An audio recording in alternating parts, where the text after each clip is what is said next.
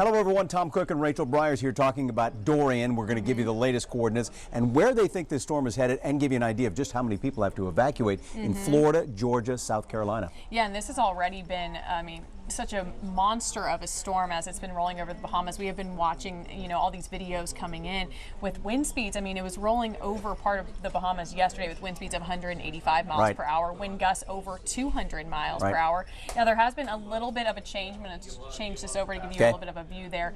So actually right now it's bringing in max wind speeds of 160 miles per hour, but there is a big change from yesterday too.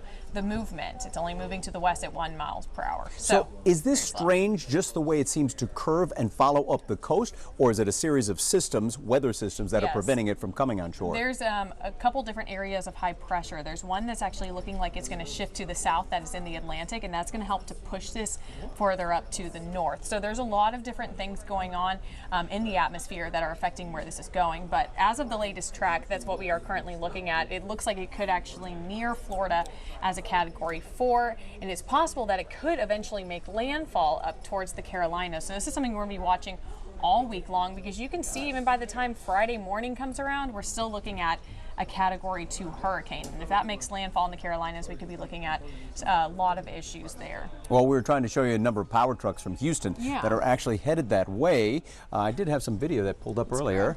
Oh, there you go. Right there. You're a little bit better at handling this system than I am. There you go. A lot of power crews from here in Houston, which is usually the norm for storms wherever they hit this country. People head out to try and help their neighbors in other states. And of course, these are CenterPoint Energy crews heading out this morning. A lot of them, in fact, leaving Houston behind. It'll take them a day or so to get there, but they will sort of stage someplace along the Florida coast, or maybe Georgia or South Carolina. Almost 1 million people said to be under mandatory evacuation orders, and that is especially in Georgia and South Carolina. Now, Georgia, it's all those people that are east of I-95. South Carolina, it's those coastal counties, Beaufort County, and a couple of others that are just along the coast, but that's 830,000 people in South Carolina alone. And it's good that they're starting this now, because that gives you a couple of days. By the time it gets to Georgia, it'll be as we push into Thursday, and by the time it gets up to the Carolinas, Thursday night into Friday. But this is going to be kind of a major deal throughout the rest of this week, and it's already caused a lot of issues we were talking about in the Bahamas. And I told you this a little bit earlier, the Grand Bahama Island Airport under 5 feet of water right now. It's amazing when you think about that. It's insane, and the impacts we're going to have over the next few days are going to be pretty wild. In the coastal Carolinas, we're going to see possibly between 5 to 10 inches of rain. In some areas, over 15 inches of rainfall. In coastal areas of Florida and Georgia, could see between 2 to 4 inches of rainfall, or even isolated instances of over 6. And then storm surge, especially into Georgia, could be between 6 to 9 feet. Wow. And so that's going to be one of the biggest deals. And then also, we're also dealing with, severe weather when it comes to hurricanes. There's the possibility of those brief tornadoes as well. So this is going to be, already has been such a major hurricane over the past, couple of days. It's actually the second strongest storm we've had in the Atlantic Basin, and actually the strongest hurricane to really impact the northwestern Bahamas. And it's stretching over a long period of time. Why is this storm moving so slowly to the north or northwest? It's just really the steering flow. It is very slow right now, so it's just kind of stalling out there. It's stuck between these areas of high pressure, and actually that one that I was talking about in the Atlantic, that one's eventually going to move, and we need it to move, so it'll help to actually propel that guy a little bit further north, because if not, it would just kind of continue to roll over to the west, which could be devastating for Florida. Right, and it won't rain itself out because it's over water and it's absorbing all kinds of moisture. It does look like it's going to encounter some sort of shear as we head into the next day or so we should start to see a few signs of weakening. But it's still going to hold on for a good while. You can see it's still forecasted to be a Category 3 by the time it makes its way up towards Georgia or even up into the Carolinas. And they're saying in the Bahamas, this is the worst storm in modern times, maybe in recorded history.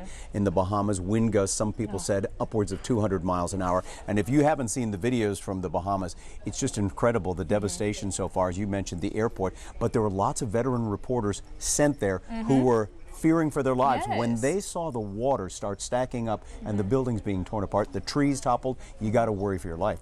Oh, for sure. And you can compare some of these wind speeds to what you would see, with an EF4 or EF5 tornadoes. And that's kind of what some of the pictures we have been getting look like. It looks like a tornado has kind of torn through the area.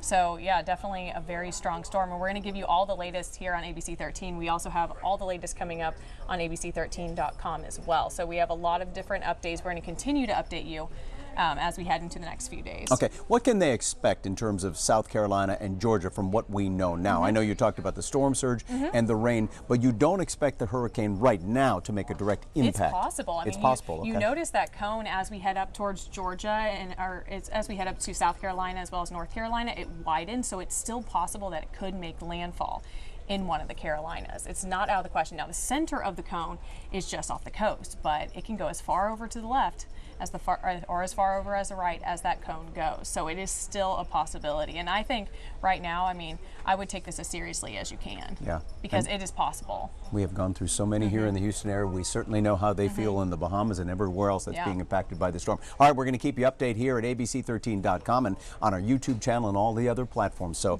for Rachel Bryars, I'm Tom Cook.